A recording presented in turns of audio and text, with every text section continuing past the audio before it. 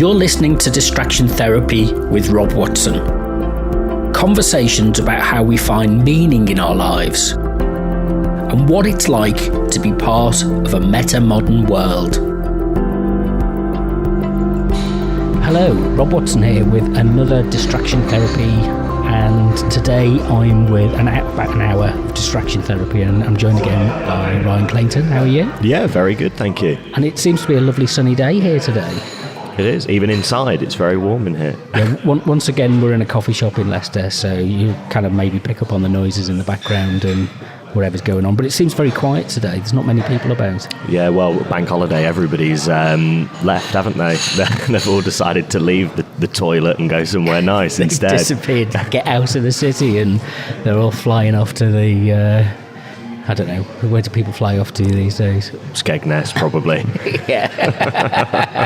Yeah, just a brief interlude from the joys of the city. So, how's things? What have you been up to? What have you been watching and reading this week, or the last couple of weeks? To be honest, not much that's been new. I'm still working through a book about superheroes and kind of mapping their development onto our culture and history, and how that's kind of affected popular culture, which has been very interesting. Comic books here and there. I've been talking about Heidegger a lot there's a guy I work with who, unbeknownst to me, has been reading his way through Being in Time, so that's been a nice change of pace to just talk about, death whilst you're sitting there in the office space. Well, yeah, it's kind of probably the most apt place to talk about it, isn't it? Yeah. As you editing your press releases and your profile updates. Yeah, it's not something you expect to find in the wild, really, is it? Someone's like, "Oh, who's your favourite philosopher?" Heidegger. Oh, that's great. I'm actually reading Being in Time right now. It's like, what's going on? What kind of alternate reality have I stepped into where that's a normal thing that people in an office do? I suppose it's better than, I don't know, Jeremy Clarkson's memoirs or... Well, yeah, there is that. I remember asking him what he was reading one week, and he said, I'm working my way through Proust's In Search of Lost Time. And I was like, oh, okay. It's quite ambitious. Yeah, I don't know how to talk to you anymore. You might be too smart for me, actually. Well, I think I actually bought that, it's 9 volumes, is it? I think so. 7 or 9. 7 or 9, and I've actually got it, and it's like there for my retirement, because I've started it, and I got about the first third of the way through the first third of the first book, and it's like kind of okay, why am I reading this? But it is, it's one of those things that you kind of it's more like it's a marathon, not a sprint. Well, yeah, exactly. I seem to pick up books which are just so obtuse and obscure that you're sitting there kind of trying to decode it, whereas having and I've forgotten the pleasure of just picking up a trash novel and just whizzing through it in an afternoon or something. Yeah, but you spend a lot of times, to be fair, as well, in like second-hand bookshops and stuff, so you're bound to find weird little things. I mean, I still feel like I'm working my way through the canon of what's considered good, and still trying to wrap my head around that. Yeah, I think sometimes you got to rely on the kind of random generator that you see something on the bargain shelf in the you go to the charity shop and there's something in the bin and you go, oh right, I don't normally see them. I mean, I did pick up a couple of Philip K. Dick novels recently at the little library on Foss Road, and that was that stuff I've read before. And you never see them in second-hand shops. They're always, they're not, you go in and there's a load of Lee Child novels there, or lots of other authors whose names escape me when I try and remember a name, but it's... lots of used copies of 50 Shades of Grey and all of that. Yeah, all the ones that were popular at one time. But the Philip K. Dick ones, there's you can get, I don't know what the resale market's like on eBay and the book repositories and things like that, but you never see them in the charity shops. It's like you never see the certain bands that you never see on the shelves, CDs wise. Well, I suppose him in particular, he's one of those authors that's actually really quite good and never really goes out of fashion. So once you pick up a book and you read it, the people who do tend to keep them. so they never end up like disused, or you find a lot of copies of Nausea, which I find quite funny, by Sartre, because it tends to be one of those books people pick up thinking, oh, that'll be really interesting, and then the way that it's written is so dry and dull and monotonous that I imagine people get like 30 pages in and go, you know what, my life's too short for this, forget it. Yeah. So for entertainment, I've been watching the Bond movies because I've got Amazon Prime. Oh. So they've all appeared on that now, and so when I say all the Bond movies, not mainly the Daniel Craig ones. So. Well, this is a conversation we could have for at least 2 hours, because I grew up watching all of the James Bond films. Huge fan of Ian Fleming's novels, and I just think they're fantastic. Well, I was going to say that the novels aren't necessarily so central these days, but the films are. And the difference between the novel and the film, obviously, is kind of the films run off and create a whole world and of their own. Well, I think it's because the novels are so different to the films, especially like that kind of from about Roger Moore onwards, and when the films start to what's the word I'm looking for? Adapt a slightly more fantastical approach with all of the strange gadgets and the gags. The tone diverges quite a lot from that of the novels, and also there's a lot in the novels that I think people would rather you forget was in there, like the kind of racism and misogyny of the time that is almost baked in to the novels in a degree that you can't take them out. Like Live and Let Die is one that comes to mind, where because it takes place in, I think it's Harlem in America, there's just so much of that novel that's really difficult to read, and it's a shame, because if it weren't for that, it would be a fantastic novel, and it is in a lot of respects a fantastic novel, but it is a bit hard sometimes to go back and read them. Yeah, that kind of the expectation of some kind of revisionism to make things suit it's like editing films for references that were common held at the time, but which now have passed, and I understand the argument that says that they should be re-edited or reversioned to suit modern expectations or contemporary expectations. But at the same time, it is what it is, and if you start to reconstruct your culture or a culture on the basis of retrofitting everything to your current expectations, that's no worse than the Soviets did. It becomes that's what the totalitarians had done in the past. So popular culture is just it is what it is. It has its strengths and it has its weaknesses. I always feel a bit uncomfortable with the sanitization of past popular culture, because it's so easy to do with films, isn't it? You can just splice out a couple of seconds here and there, and before you know it, it's squeaky clean.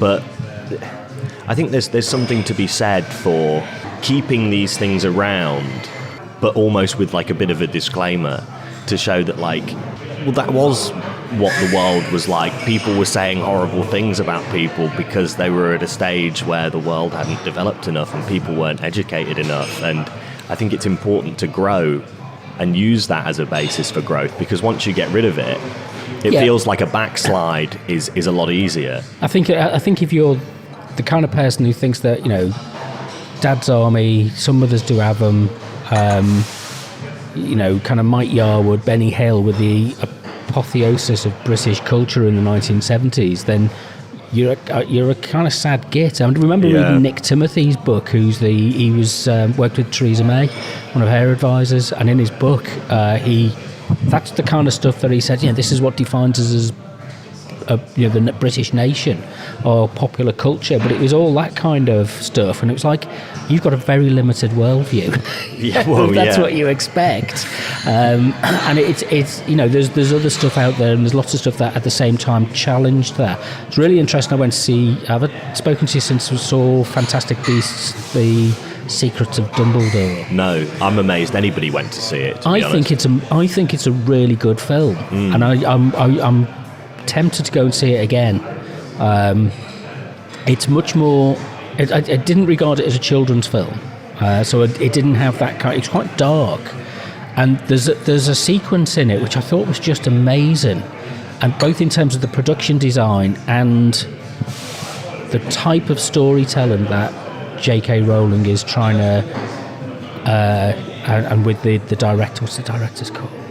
What they're trying to bring about, and they're in Berlin in the 1930s, and there's the kind of the wizards ministry in Berlin, and they go into this room where there's this kind of public event, a meeting taking place, and it's got these huge, absolutely massive, a kind of 30-foot high oil paintings of these kind of Germanic themes on the walls, and it's just you sit there and go, this is a different level of storytelling, this, in terms of using a popular idiom of fantasy and stuff like that. It's pointing people in a direction for something which deals with themes in a very mature way, which are very much less, the Marvel stuff doesn't quite have it has an emotional depth, I think, and it has a symbolic depth to it, which you don't really get. So no wonder it's kind of left people feeling a bit,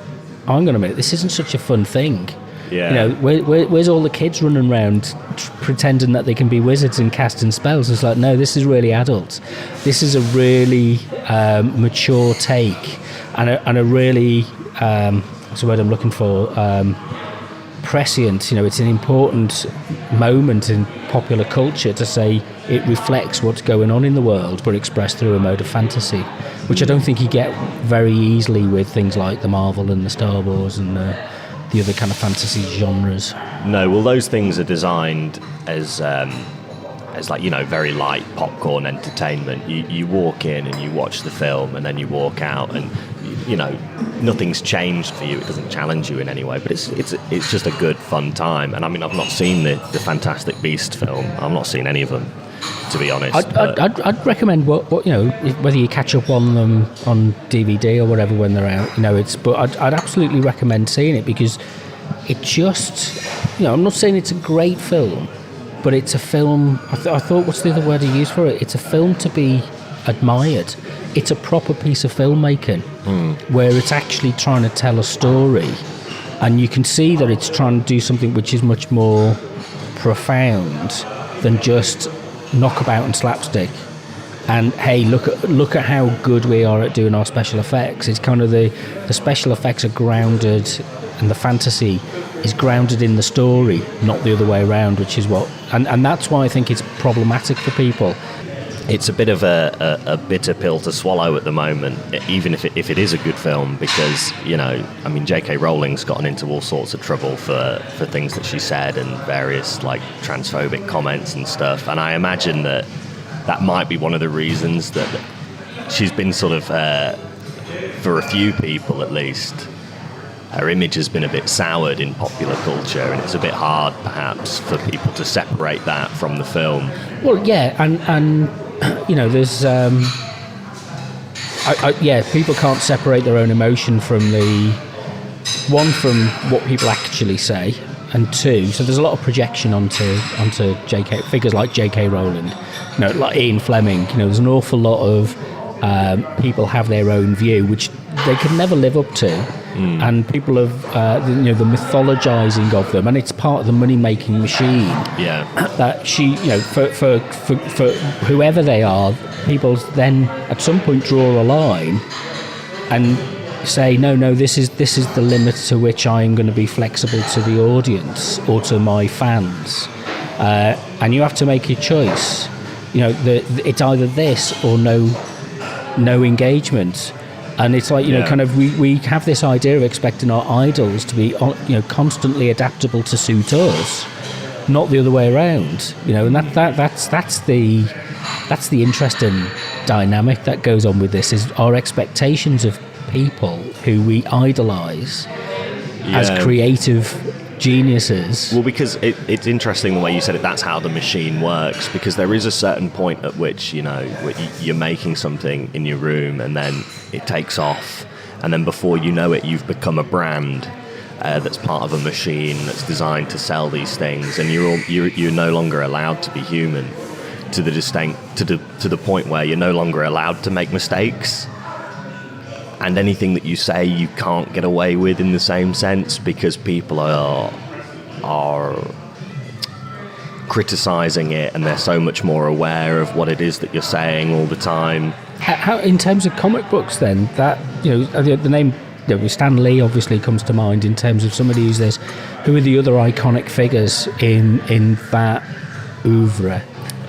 Well, Stan Lee himself is quite interesting a figure, because he was very much like the marketeer, like the I don't want to say snake oil salesman, because that makes it sound like the stuff that he was selling was Steve Jobs. Yeah, that makes it sound like what he was selling was the Bill Gates or the Steve crap. Jobs. Yeah, but no, he was very good at marketing, and he was very much clued into that kind of business mindset and knew how to sell things to the audience that he was selling them to, which is one of the reasons why it took off so well, and his brand built up to the point where he's now sort of posthumously seen as this genius who, quill in hand, created an entire universe of characters, which is so far from the truth anyway, because it's such a massively collaborative effort that throughout pieces are still being added to that tapestry that keeps it growing. And Stan Lee, when you look back historically at his input, is actually a lot smaller than people would have you believe, and he did a lot when the Marvel Universe was growing of stealing credit from people and shining a light on himself and ignoring the other creative minds that helped add and arguably did a lot more than he did, to people like Jack Kirby and Steve Ditko, who created, the Fantastic Four, the Hulk, Spider-Man, all of the real characters, and gave them life. And he just sort of went, well, no, they're my characters now, when really he wrote sort of a paragraph and then gave that paragraph to the artist, and the artist created a comic book, and then he filled in the word balloons. But in terms of other figures, it's hard. I suppose Siegel and Schuster, who created Superman in 1938, that was a massive achievement that sort of changed the face of popular culture forever. It's really hard to I don't think you can overstate the influence that had. People like Bill Finger and Bob Kane, when they created Batman. I don't know in terms of how much of that is retrospective, and how much of that at the time were people given this kind of, what we're seeing with somebody like J.K. Rowling is there's a kind of an unfolding of a creative process. You don't know what the next iteration of the story is going to be, and so we have very different views. Afterwards, we can look at somebody's work and say, this had some kind of a thread that went through it, and it had some kind of a logic to it. But as we're living through it, it's less predictable and less understandable. I think a lot of it is sort of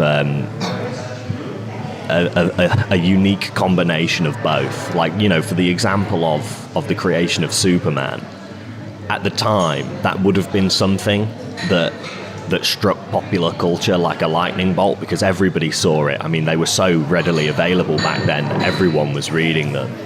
And it would have been something that had an immediate effect.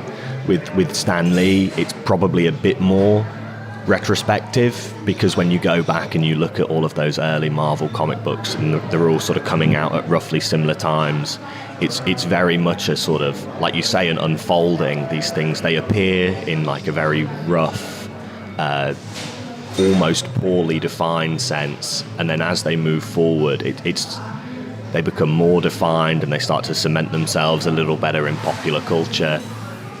I think there is a lot of revisionism that goes on, but maybe not too much, if you see what I mean. It's hard because there's a balance there.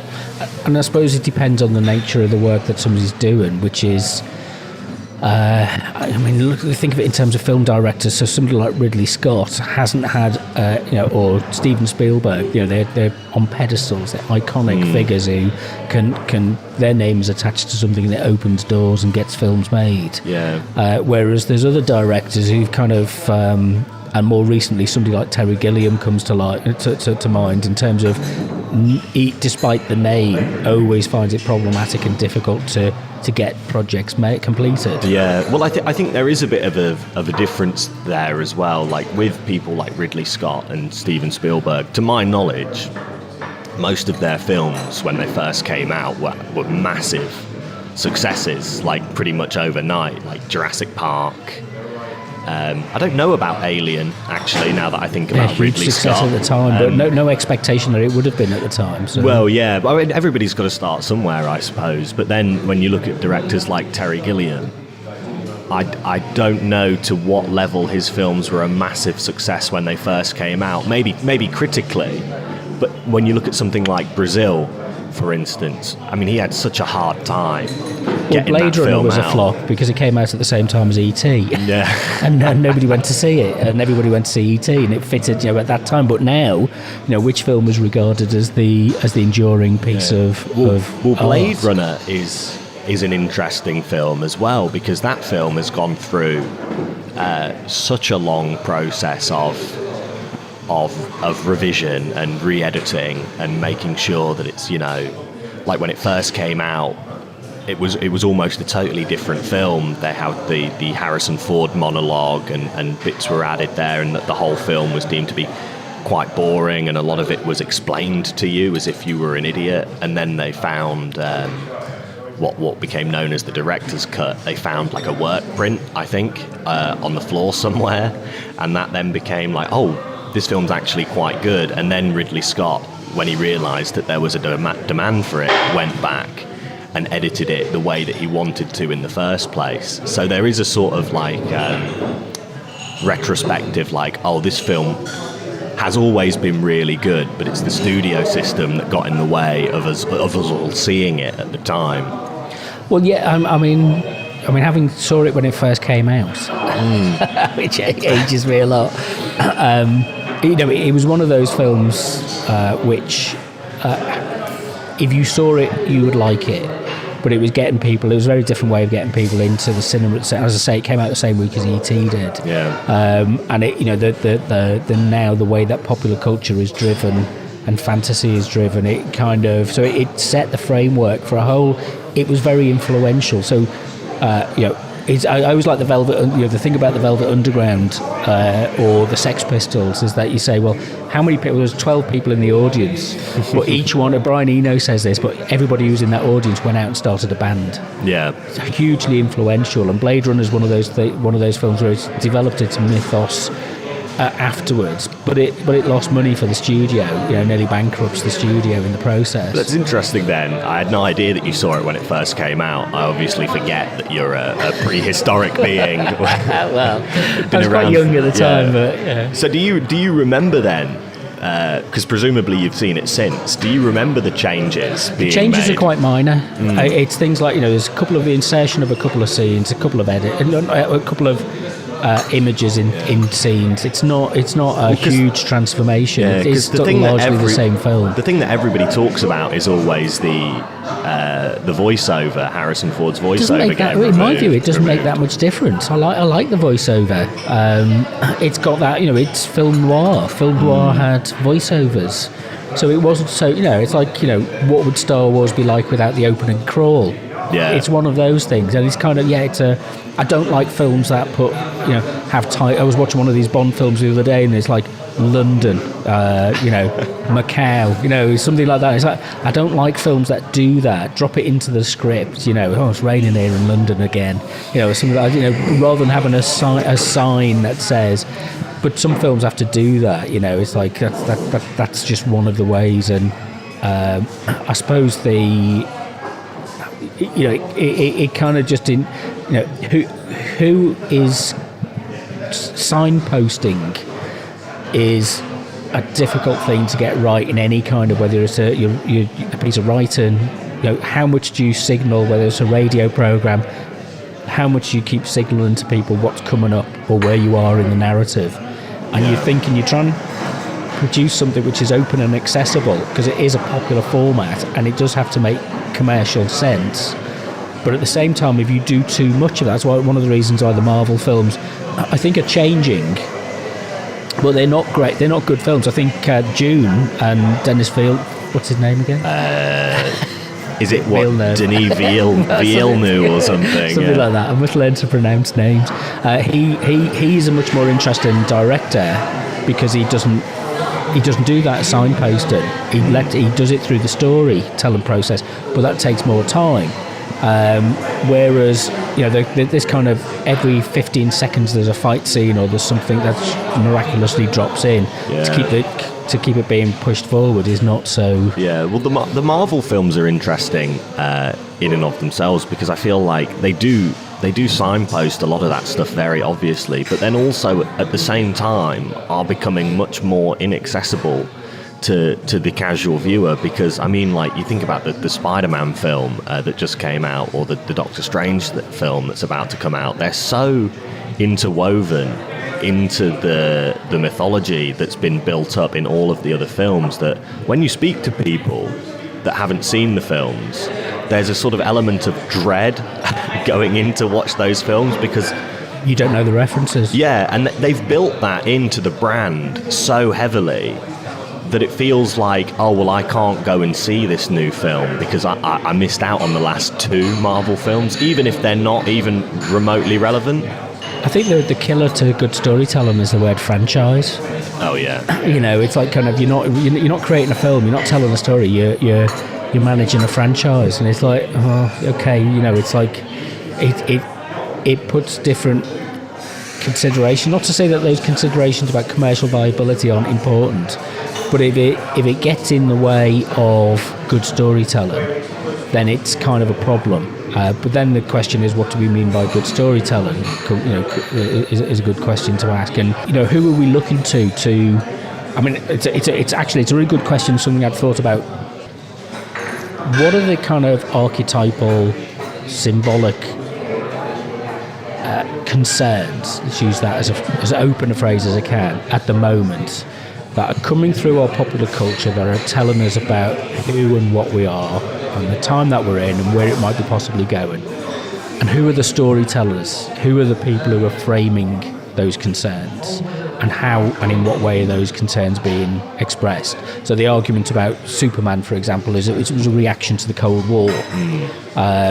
And the suggestion was that it was about, imperialism or the American empire occupying this position of dominance and that kind of thing, and the same with Bond as a kind of reaction against fading imperialism, and now it's become this whole thing about uncertainty in the world rather than sure-footedness. Well, it's interesting as well when you consider just the character on their own, because they're the character of James Bond and the character of Superman, as you move through history, sort of occupy different roles. Like when Superman first appeared in 1938, he was created by these sort of two Jewish outsiders and was very much a socialist superhero. Like super villains as we know them today didn't appear for quite a while, and he's just there beating up corrupt senators and making sure people are accountable to the people for the kind of evils that they've committed against them, which I think is really interesting and has sort of started to be returned back to a bit now that Superman sort of worked its way through to almost maturity.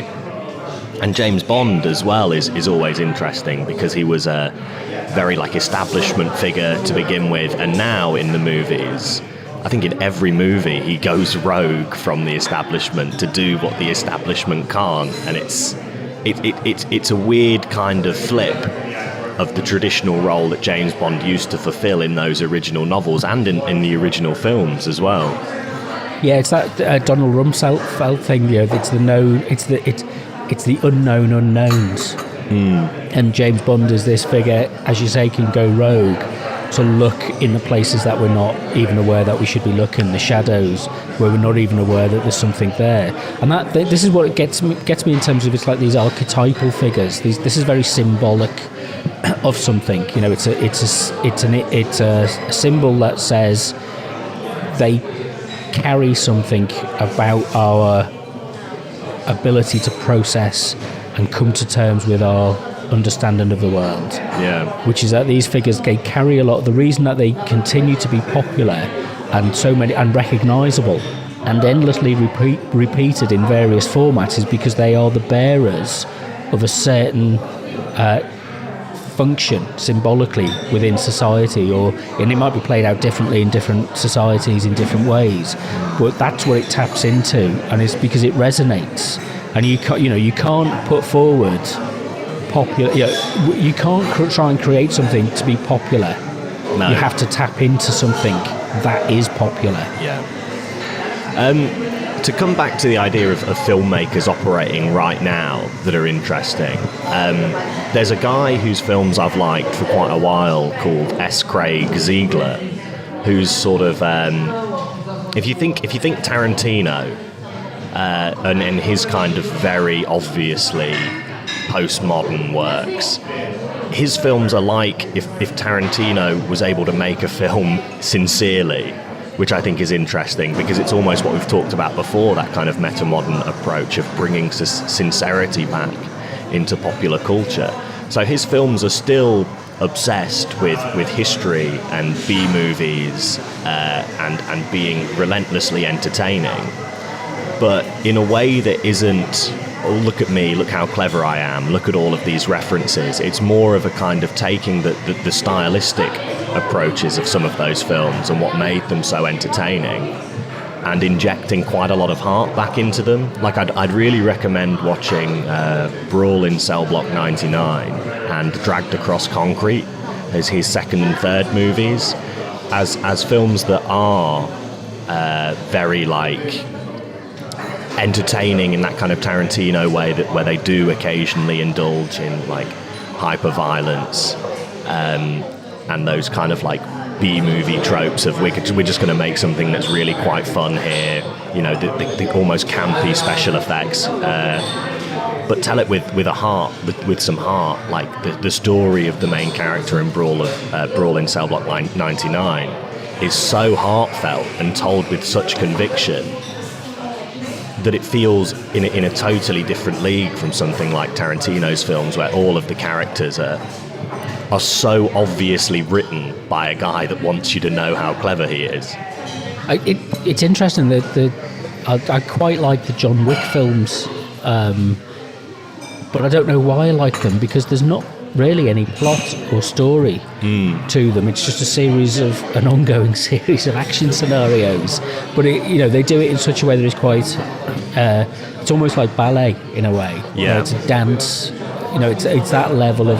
But this solitary figure at the centre.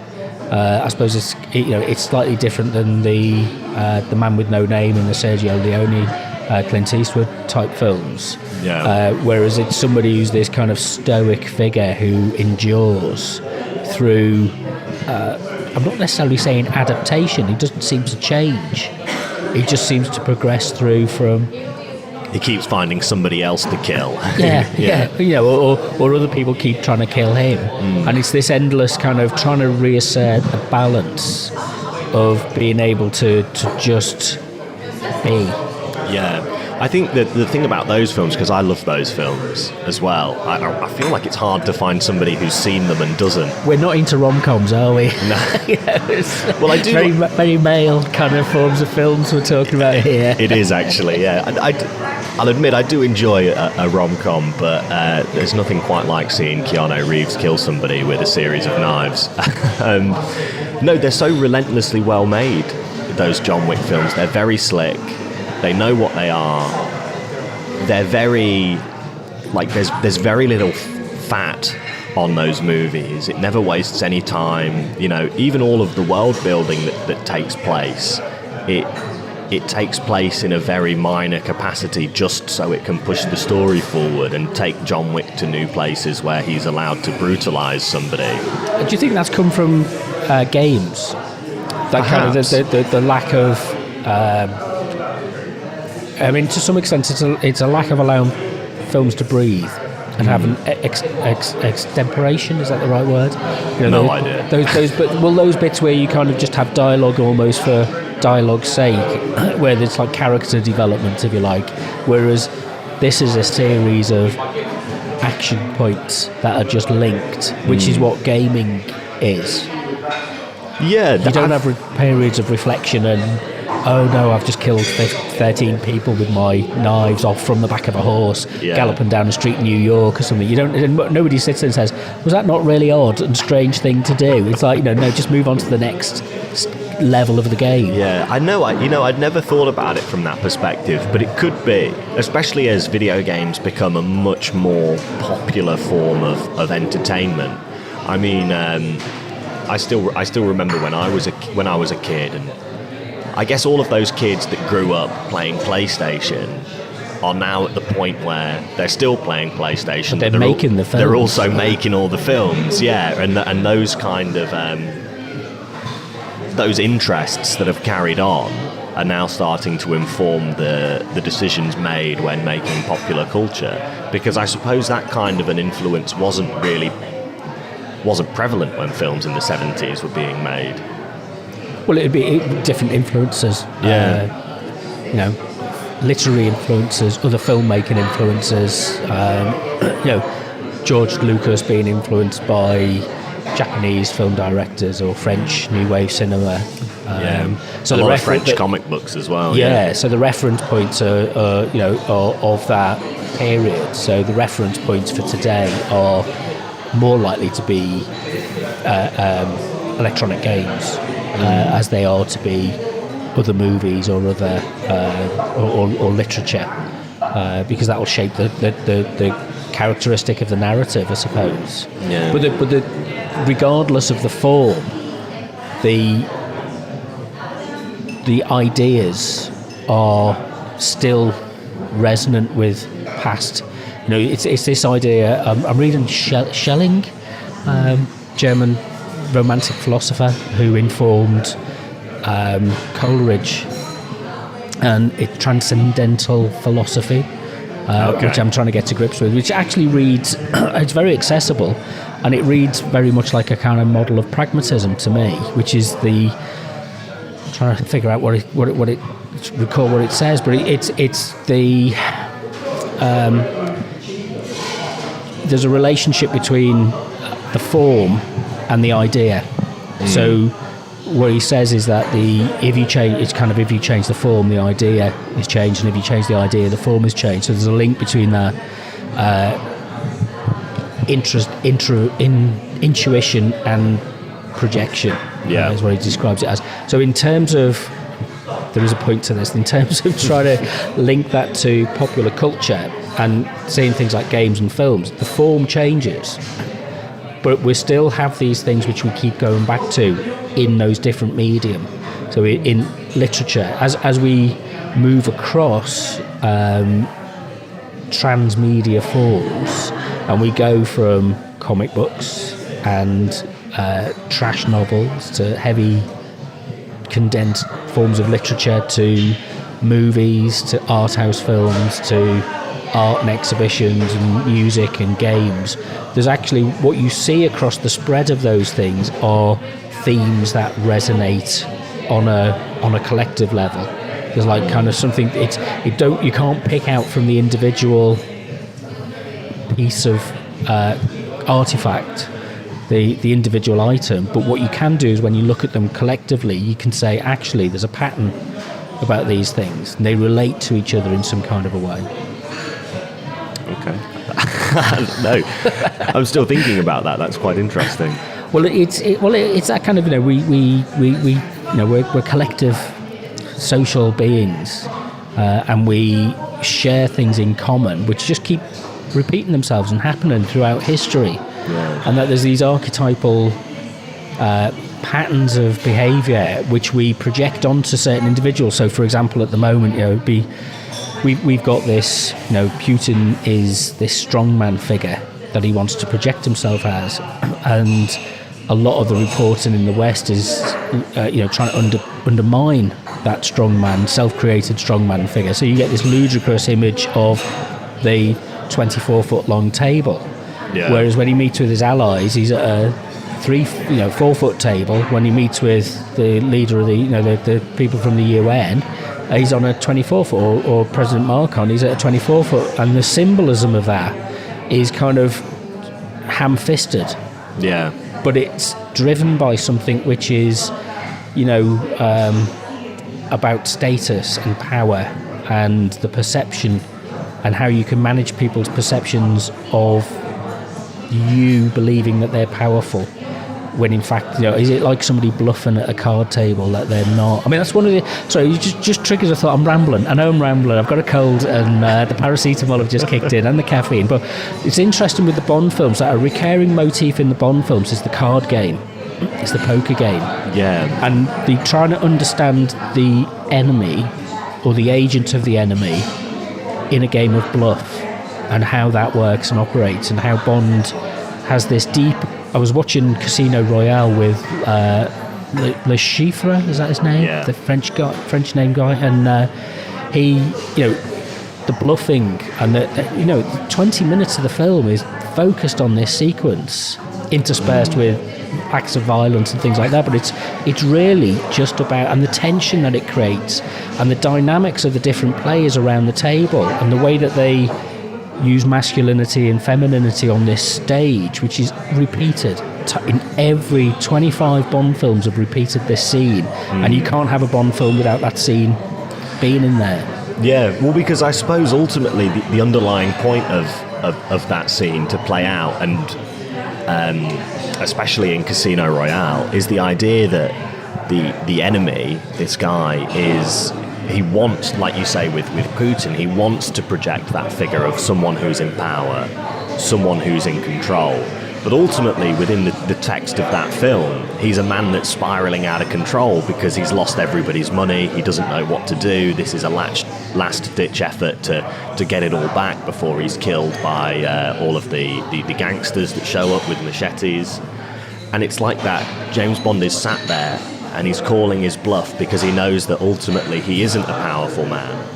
And it re-establishes that figure of James Bond from the government as the strong figure, the real strong man who comes in to sort out the problem. As you said earlier, the person who's prepared to throw away the rules and act on instinct. And that's the difference. So it's kind of, there's a couple of layers with it, isn't it? There's always a shadowy figure behind the shadowy figure. And in those 5 films that Daniel Craig was in, it's the sequence of finding out who the shadowy figure is behind the shadowy figure. Where the people that you don't know about, that's made explicit through the films. Yeah. And yet, it's resolved by somebody else that you don't know about. And it's like there's always constant regression back into something that you don't know about, But in actual fact, it's with the card game, you're looking at something that's in front of you. And there's, if you're looking in the shadows at that point, you're going to miss the points because it's the cards that are in your hand. Yeah. That you've got to play those cards. And that's a really interesting dynamic. It also makes the idea of a game in these displays of power very explicit, because there are so many ways you could do that scene of the powerful figure and then the good guy coming in to expose that he wants you to think he's a powerful figure but he's not, so I'm going to kill him. But the fact that it takes place over a game of cards I find to be really significant, because it shows that there are rules that have to be abided by when you're playing this, even if you are the sort of rogue good guy figure who's going in, and that there are ways that these things work, and it just boils it all down to a game of cards. It's really just a retelling of a Greek tragedy, isn't it? I don't know whether it's a comedy or a tragedy, I can never tell the difference, but it's like there's elements of comedy, but it's largely a tragedy. It's that fall from idealism, and it's that, that's what it is. Is that what it boils down to? Is it that kind of constant battle between the fates and the power that we have as individuals to resist those fates? Yeah, and also the idea that ultimately in games of power like this, violence will inevitably play a major role, or the choice not to be violent. But the idea that at the end of the day, it means nothing unless you've got somebody like James Bond who's willing to show up and pull a trigger or snap somebody's neck with a toilet bowl.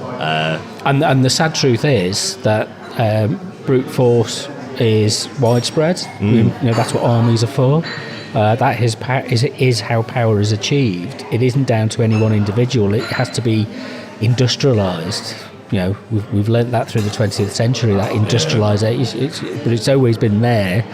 And that actually, that I wonder if the embodiment in an individual is kind of a way of us evading that brutality that exists within our psyche. That brutality is there constantly, but what we do is we project it onto the notion of a heroic figure or a redeeming figure or an anti-hero figure, which Bond would be. Yeah, as a way of sort of ultimately avoiding the guilt that comes along with the violence, to say, well, oh, look, there's this guy here, he's the...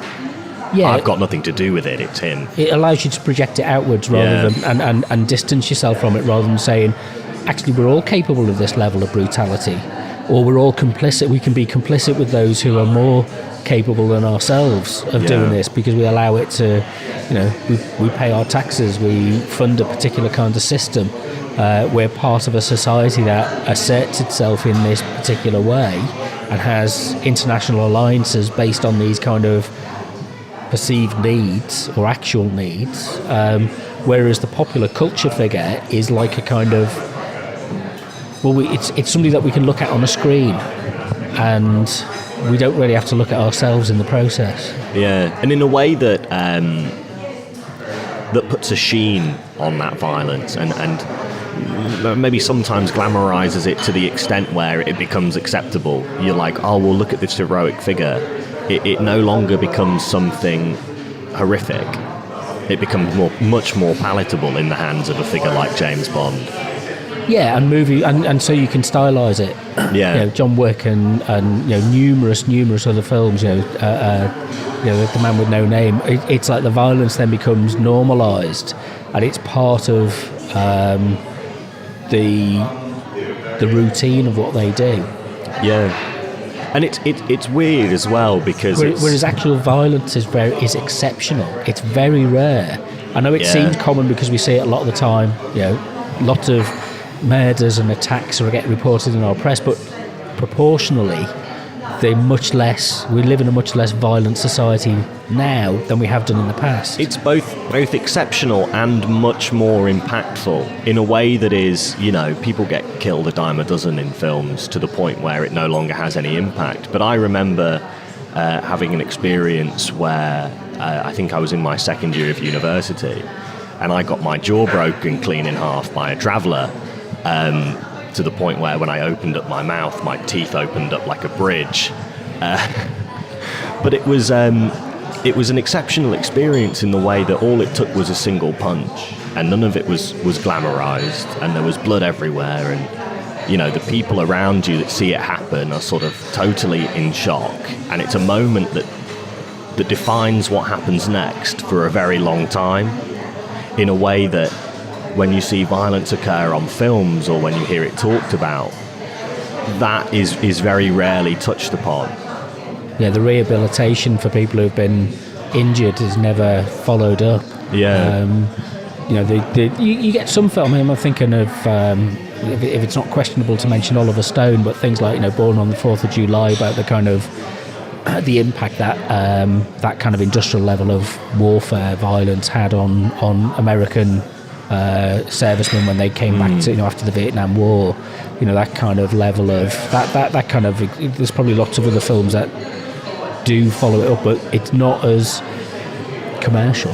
Yeah. Well, I remember seeing again another Oliver Stone film, Natural Born Killers, about those. I don't know if you've seen it, but the two murderers who sort of roam across, and the ending is particularly interesting, where they end up in prison, and there's a whole media circus around it. There's a kind of retrospective glamorization of what's occurred with these two ultimately really horrific, almost sickening figures, and Robert Downey Jr.'s character's obsession with descending further and further into this world, and then the ultimate. It causes him destruction. Ultimately, I think he gets killed at the end, doesn't he? It's a question I've asked myself, and I'm sure many other people ask this all the time. Is that why do we engage with popular culture that is clearly self-destructive, miserable, nihilistic? I don't play games anymore because I'm not interested in uber violence, shooting thousands of people for the sake of it. For me, it's like Lego Star Wars. That'll do me. That's about my limit. It's the same with, I don't watch crime dramas on TV. I find them morose. I find them depressing. I don't watch soap operas because there's a kind of view of human nature which is very built in as being very negative. And yet, I don't know. Am I is the exception out there? It's like kind of is it something which? Why is that so prevalent as the kind of mode of escapism for so many people to play a lot when that should clearly be the exception? I don't know. I suppose there's always a kind of fascination with the darker side of the human experience. Like, I remember, I'm sure I've talked before about how my parents are constantly watching like either Silent Witness or Call the Midwife or whatever, and in every episode, it's baked into the concept, somebody's dead or has been horrifically killed, and they need to find out why and how and go into the gory details of how and why it happened, or every other week a baby dies, and it's like, this is a bit grim for the sake of being grim, and you're not getting anything out of it. There's no like I always bring it back to the concept of the superhero, and it's one of the things I love about that mode of fiction is there's always this aspirational figure stood there. Like Superman is fantastic for that. No matter how dark things get, there's always a light at the end of the tunnel. There's a figure there showing you, leading by example, how to break that cycle, how to improve things. He's known as the man of tomorrow, right? As in like what we could be and what we could do if only we'd break that cycle of violence.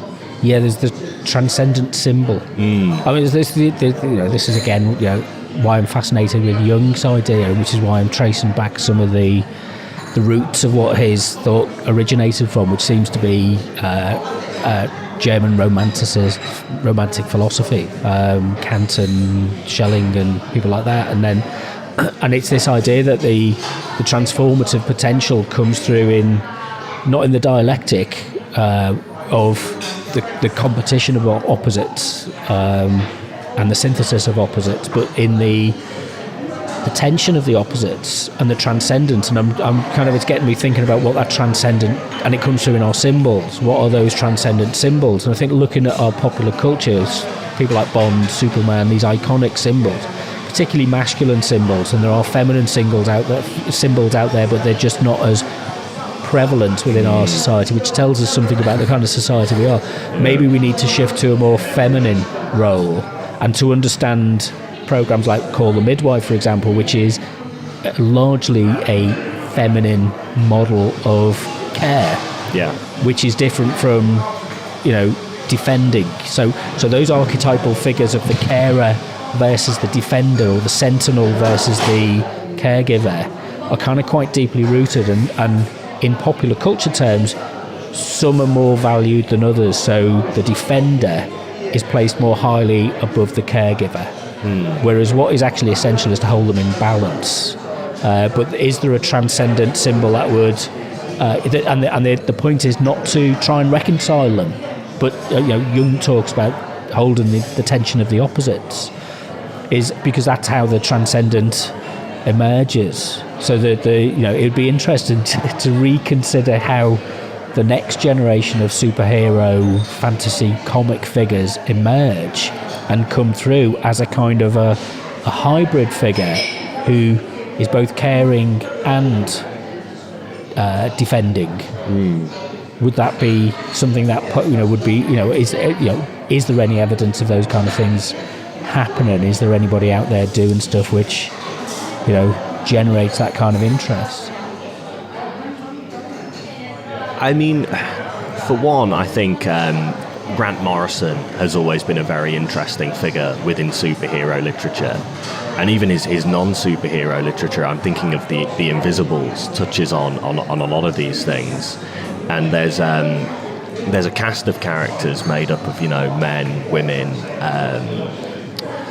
like a transsexual figure as well, and that difference between the masculine and the feminine, and when one is necessary and when the other's necessary. And I mean, his very famous Superman comic ultimately ends with him sacrificing himself because his time is over. It's time for something else, a new figure, a new symbol to fill that void where Superman is no longer necessary. Yeah. Might be interesting to look at some of those things, those kind of series. I'm thinking of things like the Eternals, which I've seen briefly on. Yes, that's very interesting as well. Yeah, these, because especially seeing as the within the text of the film, they've been about for the whole of history, and it's very much I'm thinking of the main male character. I can't remember his name. Is he played by Richard Madden? But anyway, he's like the warrior, again, the protector, that violent figure that does what is necessary for the good of mankind. And then you've also got the more feminine figure played by Selma Hayek, who's like the mother, the carer, who's not so much interested in that violence, but taking a more of a caregiver position to make sure that the protector isn't needed in the first place. Yeah, and the balance between the two. Yeah. So, anything on your radar for this week? No, nothing in particular. Nothing comes to mind. I tell you what, we'll see when we do another one of these. Maybe I'll watch the Fantastic Beast movies now that you've brought them to my attention. Yeah, just make a note of. I mean, it doesn't. I mean, the same stories are played out all over the place, aren't they? So it's watch something else. Keep an eye on. We're starting to develop a sense of what to keep an eye on as it feeds through. Kind of popular culture, particularly emergent popular culture, those things which are I've actually, in our conversation, I've kind of revised my opinion of the current crop of Doctor Who with Jodie Whittaker as a kind of, actually, maybe this is a little bit more interesting than I kind of first, it didn't feel as if it fitted with my expectations of what that archetypal figure is about.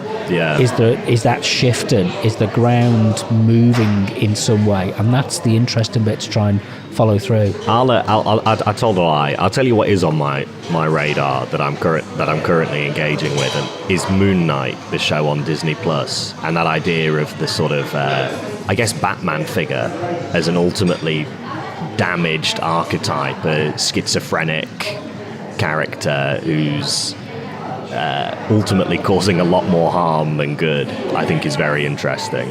And very, very tied in with symbolism. Yeah. Very tied in with that kind of deep archetypal symbolism. Okay, what's the best way for people to get in contact with you? Twitter @Clayton Comics. With? An X. An X at the end. And if you want to get in contact with me, I'm Rob Watson, and it's @RobWMedia. If you want to leave a donation, sign up on Patreon. You can do that if you go to the website. It's robwatsonmedia.net. But until next time, thanks very much.